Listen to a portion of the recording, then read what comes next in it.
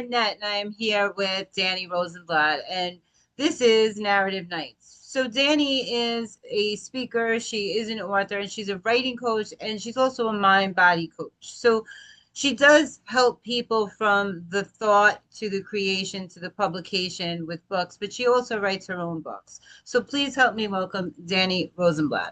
Hello. Hello, thanks for having me.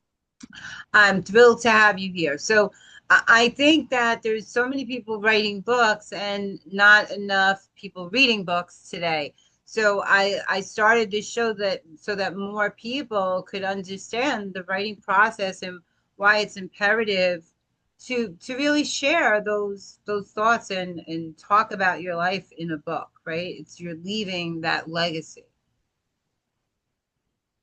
Yeah, Yeah. definitely. And that's like a huge reason why I'm teaching and helping people with the whole writing process and getting to the publishing is because those personal stories need to get out there because they can help so many other people.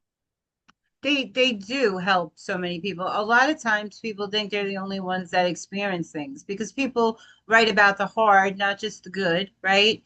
And they found inspiration maybe in something they read in a self-help book or something that got them from that point to where they are today, where they got through it.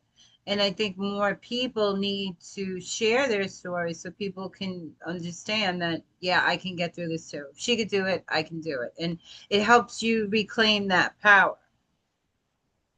Yeah, 100%.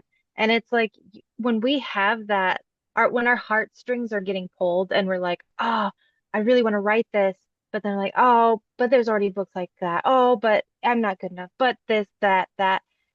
You have to listen to your heart. You have that feeling for a reason to get your story out there. And so I love helping people when it's something like that. What made you write your first book? What inspired So, you? yeah, so actually, my first book's actually a children's picture book, and that just popped in my head while I was pregnant, and so I had to get it out. This one that I have here with me, The Wandering Heart, A Tale of a Misfit Traveling Life's Wilderness, is loosely based on my traumatic brain injury and how I overcame it. I've talked about this story on a lot of podcasts, and they kept saying to me, why don't you have this into a book? Why isn't it a book? And then finally, things lined up for me as I needed. And then I was like, now I can start writing this into a book. So tell me about that traumatic brain injury. What, tell me a little bit about that inspired you. Yeah, so my traumatic brain injury happened 11 years ago. And it happened in the US on my way to California from South Dakota. And then I hit black ice, and all I remember is going, oh crap, visibility was less than a mile. I couldn't see. I spun out, ended up the last car on a 7 car pileup. My truck turned into a convertible. So it turned into being ripped off the whole top of it, and then it turned into a convertible. I had to be helicoptered to Salt Lake City, Utah, and I was in ICU for 10 days. Had to relearn how to walk, use my brain, all of those kinds of things. So I know that this story can help very many people because I talk about where I am now, and then you get to see the past me along with my whole healing process in the book. That's so important. So um I've worked with people with traumatic brain injury. I'll always be that nurse, right? So I know what that's like, and I know what it's like for people to think maybe that you won't get through that and that you have to be that reigning light inside and just say yes I will because I have to right to find that power inside of yourself to and the strength to keep going when things are hard, right? Because it is a hard process to get through. So is the book about how because you talk about the wilderness, so walking through the wilderness, is that Tell me a little bit about the book. You do have it with you. You could read some of it with you if you Yeah. like. Yeah, sure. So I'll explain this before I jump into it. So the book, I have it written how I felt that I needed to get it out of me. So it's kind of like I have two stories within one. So it's like every other chapter, I'm in the present tense, and that's like the accident happens and then my whole healing journey. And then the other chapters are in the past.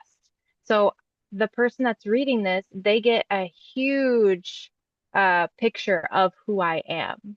And it's I have the characters' names changed and some of them how they look. So that's why I say it's loosely based, just because what I used to do before my accident happened, I used to be a marijuana farmer for 5 years. So that's in this book. That's where the wilderness and then started traveling too. So that's also in the book. That's a tale of a misfit traveling in life's wilderness. So it's a combination of all these things on top of the healing process. I love But that. yeah. So I can dive into it a little bit. So this is chapter 2. So this is the past part, and it's called The Carefree Life. The smell of whiskey wafted to my nostrils, making me excited for what was to come. Many people seemed to be prancing around the room and dancing along with the booming music. A group cheered naked while they basked in the moonlight in the hot tub. My body tingled from being high off the environment, and my judgment was quickly losing to reality. Each shot I took was leading me to an autopilot where I was all about my impulses. And so, like, this gives you an idea of I used to be a party girl before the accident. And so, the reason that I write about the past is because I want them to see me more than this broken thing healing. I wanted them to get more of an idea of the person I was before the accident happened. And so, like, in another part, I am talking about um, the life as a weed farmer. And so, this is the sun pelted down as I wiped the sweat off my brow. It was another long day in the field, just me and Clyde with my gun on my hip. Dirt was smeared on my face from rolling around on the ground, looking for the water leak in the hose. My shredded jeans and gray tank top were drenched in water, but it felt good with the sun's rays on my body. The day felt peaceful while I worked on de-leafing the plants, which gives more life to the rest of it. Many people have told me that talking nicely and being caring towards a plant can also help with its growth.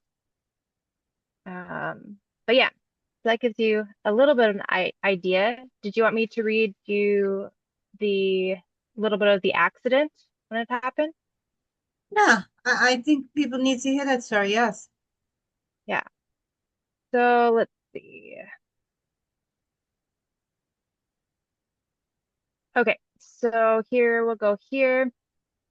Even with my hands feeling like they were shaking a bit, I told myself it's going to be okay. That was until I saw it. The long semi truck blocking all the lanes, and 5 cars piled up against it. Some of them looked like a pile of tin cans. From that moment, all I remember is saying, oh shit. That's when everything went black. My body went into autopilot and took over by veering to the right as though I could make an invisible lane. But since I was on black ice, all I could do was slide into the heap of crumpled cars. The squealing of tires echoed in my head as I was swallowed up by the darkness and fell further into it. The deafening sound of metal being peeled off the top of my truck echoed in the air. At the same time, a long gash was left on the left side of my head. In that moment, my body turned into a rag doll, being thrown back and forth from the impact and the spinning of the vehicle. Yet again, my truck hit the cars after spinning around. From that, my head was tossed to and fro, and I ended up with 4 concussions and 3 internal bleeds in my head. Wow. Wow. But I think it's good for people to see the before and the after. So I really like the way that you did include what your life was about. Like, the party girl interview. Um, I did a book Underwater, the World Drowning in Addiction. And I think a lot of people were surprised when I said, yeah, when I owned when I own that part of my life, because they always see this happy girl out here. And I think it's important for people to see that we have so many parts, right? And talking about those different parts help different people in their journey, right? So I think that's very brave to talk about that aspect of your life, because a lot of people aren't willing to do that. They are worried about what people will think, and how they'll be judged. And I guess because I'm older, I don't really care what people think. There was a time when I was that people pleaser, but I think it's important. So when you talk about the mind body coach aspect of who you are, what's that about, and how does that play into what you do with the writing? Yeah. So the mind and body coach, this is something I learned through my whole experience of healing because I healed myself from the traumatic brain injury. I I started studying more about the mind, like I think a couple years ago, and I realized that I was already doing so many of the things that I had just been learning about our minds. And I did it subconsciously. And my body, since I had been thrown to and fro, had that traumatic brain injury and things happen, I felt like I was missing a piece of me, which it was a good thing and a bad thing. It was good because I didn't have my ego getting in my way of healing myself. The bad thing was I didn't have my ego there. So it made it a lot easier for me to believe that I could heal and get better. And I also did a lot of things that were not of the norm. So like I would just daze off and zone out, and people were like, "Oh, she's so messed up." What I was doing in those instances, it was like I was self-meditating. I was going into my dark place within myself, and I could feel a lot better. I could feel that I was getting healed. It's so crazy to say that stuff, but it's like all the work I've been doing and learning more about the mind, it makes complete sense because I shut off my ego, or it was shut off. And so it's so much easier to fully connect to who I was truly as a person. And like this connects to writing a book because we have so many blocks when it comes to writing a book, especially when it's a personal story. And we have to remember to trust ourselves. Like that's why I say your heartstrings, if they're pulling to something, listen to it and trust it and go for it. And so like the mind and body comes to that for that as well. And then it's just believing in yourself, and everyone is enough. We find excuses for everything when it comes to writing a book, like, oh, I don't have the time. Oh, I'm not good enough. Oh, there are books out there like that. Oh, who would want to read it? Oh, here and that, or whatever it is. The priority list ends up putting the writing a book to the bottom. And yeah, so I help with that stuff. I love that. So I'm an avid writer, and when I was growing up, that's all I wanted to be. I'm not a nurse or a nutritionist or any of that stuff. But people always told me it wasn't a real job. So yeah. So I totally identify with that. And um, a lot of people do live in ego, and that's what stops them. But whether you're religious or not, if you believe in something greater than yourself, then there's no place in life for ego, because you can't say that you believe in something greater than yourself, that there's a god or anything like that it created all these wonderful things, but he didn't do a good job with you. It's like a contraindication, right? So it just doesn't make sense. So I try not to live in that ego, but I think as human beings it does get to us. That's just who we are. So that it does come up from time to time, and you just gotta like monitor that and release it. But I know that I waited. I started writing very very late in life. Like I always wrote as a kid, my journals, and I mean I had poetry published when I was very young, but I never thought about writing books, right? So um, my first two bestsellers were with other people, and I said I just want to do this for myself. This is what I enjoy doing. I found a place that lit up in me every time I did it, right? So um I never thought I'd be doing children's stories or as many as I'm doing, but I find the more I do, the more that it does relate to health and what I'm teaching those adults, right? But in a fun, loving way, right? So, so I just keep going, and and I think if there were more people out there like you, Dani, that told people, it's okay and we are enough, and of course you can write a book, and walking them through that process because, I think a lot of people think about it, but it's just a thought, and they don't honor that feeling, and they don't move on with it, right? And there are some people that are taking advantage of, those situations out there. Um, but I think it's important. So are you a publisher as well, or you go through a different company? So I have like recommendations, suggestions for people to go with. Like I've self-published, I've gone with She Rises Studios, a publishing company. I I know who they have are. Those are the worked people I was talking about that take advantage. ah I yeah, know who they are well. Um, yeah, so yeah, they're another story. Um, but my first two books were through them. They were bestsellers. But I don't align with them at this stage in my life. I was on their leadership team. I it was toxic. I had to move away from that. Um, but there are a lot of reputable companies out there, and there are a lot of ways to self-publish, right? And yeah, I think as costs, when you think about costs, like when I think about what I paid them for books and now what I self-publish at is a big difference, right? Um, so I think it's great. So you do have recommendations for them and you walk them through and connect them to those people too, right? yes, yes, definitely. And um, I also have been connected with some other people to help them understand the brand strategy like that comes with getting a book out there. Because in my writing community, I have guest speakers that come there. So I've had, I don't know, a handful of different publishing companies come there and tell their perspective on writing, their process, and things like that. I've had authors come. I've had the brand strategist and a few other different kinds of people that have talked on there.